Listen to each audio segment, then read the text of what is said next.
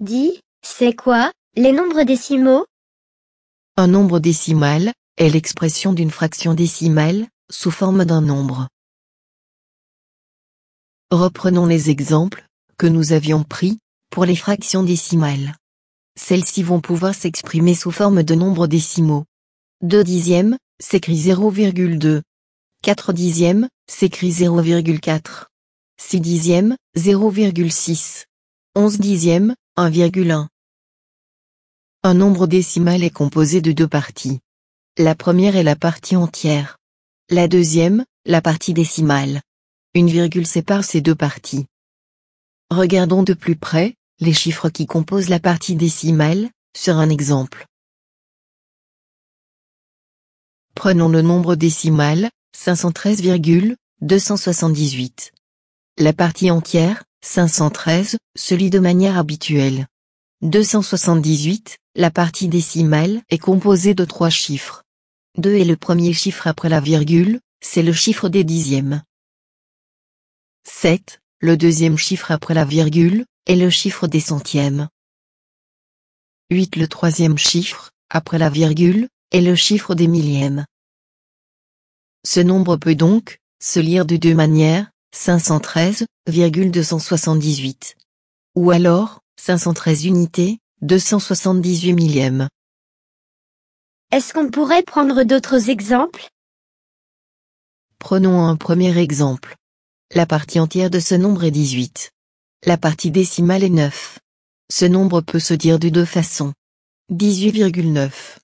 18 unités, 9 dixièmes. Prenons un autre exemple. La partie entière de ce nombre est 200. La partie décimale est 15. Ce nombre peut se dire 200,15. 200 unités, 15 centièmes. Veux-tu essayer de faire le suivant? La partie entière est 3.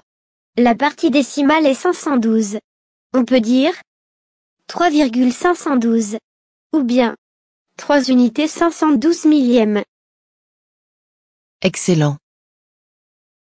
Regardons comment encadrer un nombre décimal entre deux nombres entiers consécutifs, ou si tu préfères, deux entiers qui se suivent. Prenons par exemple 25,68. La partie entière de ce nombre décimal est 25. 25 est aussi le nombre entier, inférieur à 25,68. Donc, le nombre entier supérieur à 25,68 est 25 plus 1, ou encore 26. De la même façon, on peut encadrer 312,41 par 312 et 313.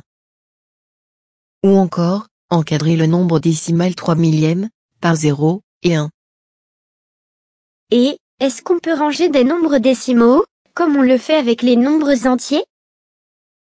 Si l'on veut ranger des nombres décimaux, il faut d'abord comparer les parties entières. Si elles sont différentes, le nombre décimal le plus petit est celui qui est la partie entière la plus petite. Le mieux est de prendre un exemple.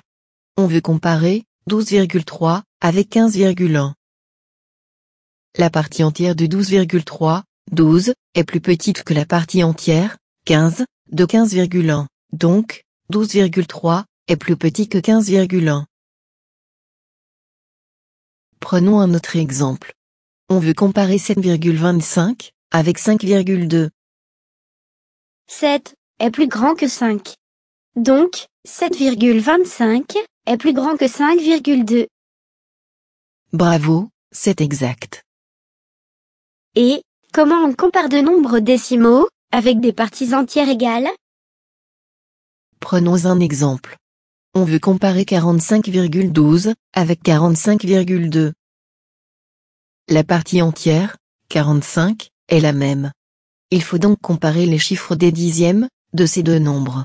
Un dixième est plus petit que 2 dixièmes, donc 45,12 est plus petit que 45,2.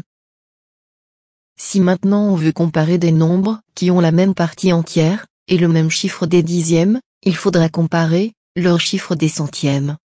Prenons 0,35 et 0,32.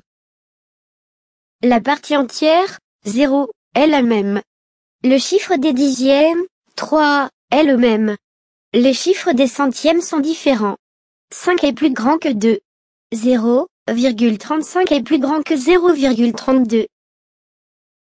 Bravo. Tu as tout compris. Je te dis, à bientôt pour une prochaine vidéo. Au revoir.